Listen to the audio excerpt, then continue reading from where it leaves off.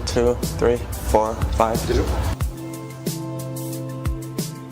It's my son that is a big Star Wars fan, and it's funny to me because I grew up in Switzerland and I didn't grow up with Star Wars, and he asked me all those questions about Star Wars and I just look at him and I'm like, what are you talking about? He knows more about it than I do about Star Wars, but through him I learned all about the characters and I think he has them all lined up, and yeah, it's one of those amazing pop culture thing that just keeps going, which is amazing. He's 8-year-old. 8-year-old. And in fact, when I designed the Air Max 360, that was right at the time when I was designing the product. I included a small little thing in the back of the tongue, so like it has, no, the tongue back in the loop, and it has 16 little dots that represents O for Owen, which is his name, and the 16 dots because he was born on the 16th, and the 2 lines in the middle for February, and many years no one knew about it till much later it came out, I guess, and that was a little bit of like a nod to Owen, and it's been good fun, and it's one of those amazing things at Nike that they let you be free and design and have some fun with it. I mean, obviously we're doing some extremely high performance product, but to bring a soulful element into things, it's great that we have the opportunity to do that. Not that I know of or can tell. Okay, so we have to explore. You always have to explore on almost all of our products. I always say a good Nike product has key elements. One is about performance, first and foremost, then it has style, then it has soul, and with soul I mean like really like details that you would not expect or that you have to look for it, and then the other one is sustainability, so really those 4. So for example, for the USOC, which is the US Olympic Committee, we created the medal stand jacket for the upcoming games, and we included a lot of discovery elements in it, so no one will ever see them but the athletes that will be on the medal stand. So for example, hidden in the pocket we have things that says land of the free, home of the brave, which comes from the lyrics of the national anthem. The reflective jacket that we created for this moment. It's quite an interesting one. It has like soulful details too, like it has 50 laser cut holes in the back representing the 50 states of the US. So lots of small little things that at first glance no one would ever know, but for us very important that we integrate those kind of elements into a product, because it just finishes up the product and we really obsess every detail. You know, there's so many at Nike, and that's such a great thing to work at a place that is all about innovation. And from the beginning, right from Bill Bowerman, where he literally poured in rubber in his wife's waffle iron rather than doing the breakfast for her, that is truly the DNA of the company, and being able to continue with that DNA all the way to the latest one being Flyknit. I mean, Flyknit is truly a game-changing way of how you build shoes.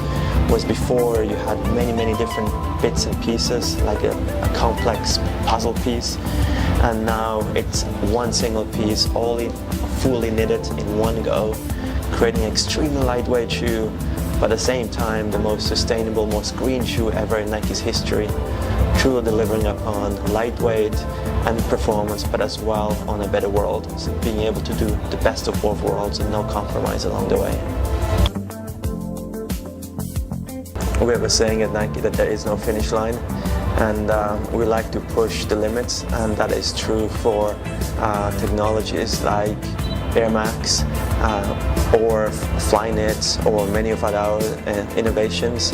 And air has been such an integral part of Nike, and it's such a visual representation of cushioning. So yes, you can expect more to come. You just have to be a little patient. Oh, absolutely. I think this idea of the digital world is absolutely critical, and blending those worlds between the physical world and the digital world becomes more and more important. So for example, I mean, we just introduced like the Fuel Band, which is one idea around digital world.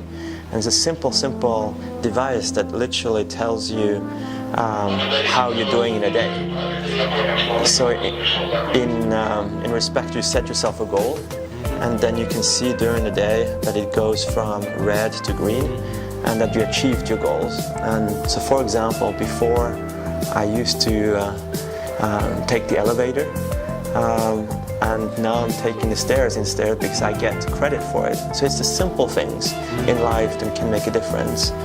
Or we've introduced some new products, like the new Hyperdunk. This digital enable has completely new sensors in it that measures how high you jump. And literally, you can film someone, your friend, and see how he dunks.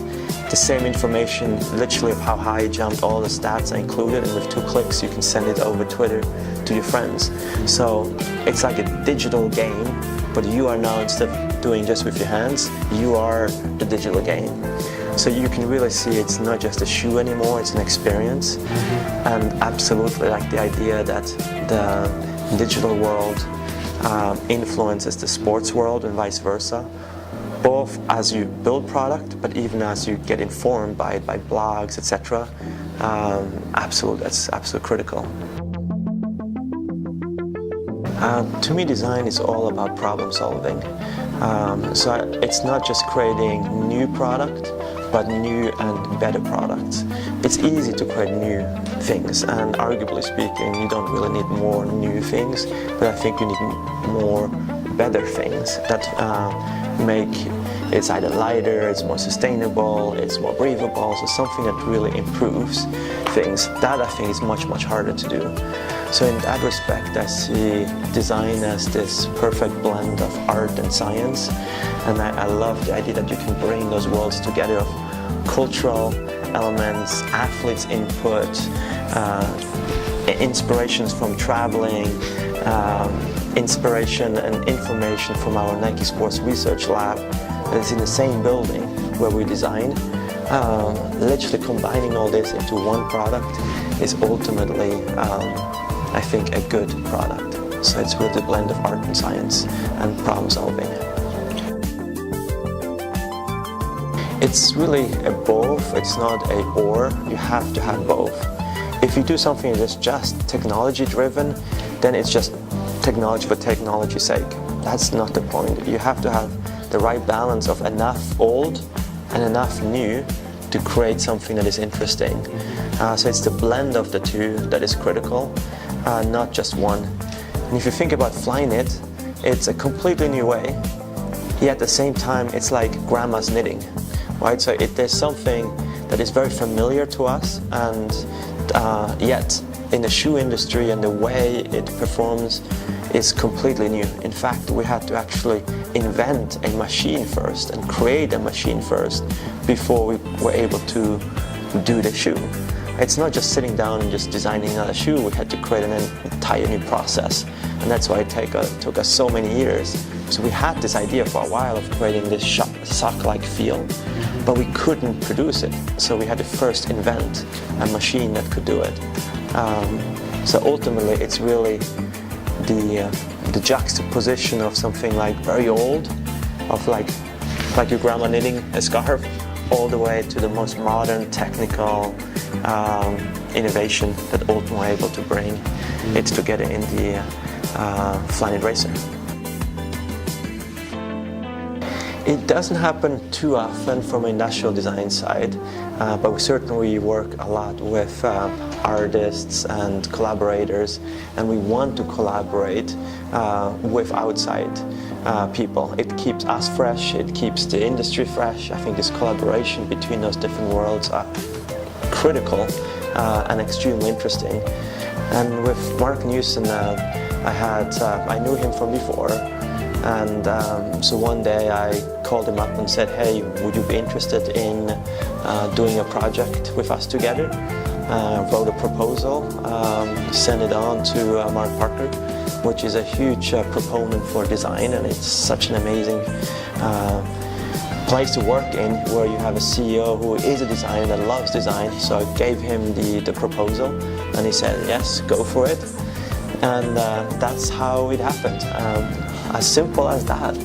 And so I had the opportunity to go and snowboard with Mark Newson, and it's more of a partnership of friends rather than just a forced partnership. It has to be very real and good and in the interest of the artist or designer and for Nike. So it really has to be right for both sides to do something like this. And that was a fun project, and yeah, it was great to work with him.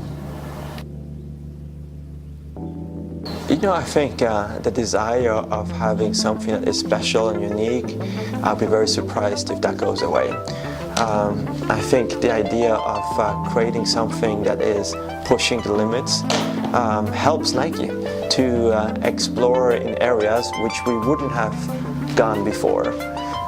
So it becomes almost a seed for future and a playground, and certain ones are more successful than others, but I think out of those we can take some of the learnings and push us even further to the future, more commercial opportunities, etc. So I think it's a good vehicle for us to test ideas as well as just be creative and have a creative outlet, and I think that's a fun opportunity. I always think the shoe by itself has to be first and foremost the most important one, even without the swoosh. In fact, if you just rely yourself on a swoosh, I don't think it's a good product. We're not selling the swoosh, we're selling the product that comes with a swoosh. So of course the size of the swoosh will depend on what sports we do. So for example, for a marathon, a shoe during the Olympics, the swoosh is rather large for reasons of like it has to be read on strongly on a TV. So there's different criteria on how we decide on swoosh. Sometimes it's appropriate, and sometimes it makes more sense being either almost invisible or extremely small. So I think it really depends on the product and what's appropriate.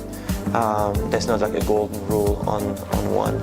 But first and foremost, the product has to speak for itself before you add the swoosh to it.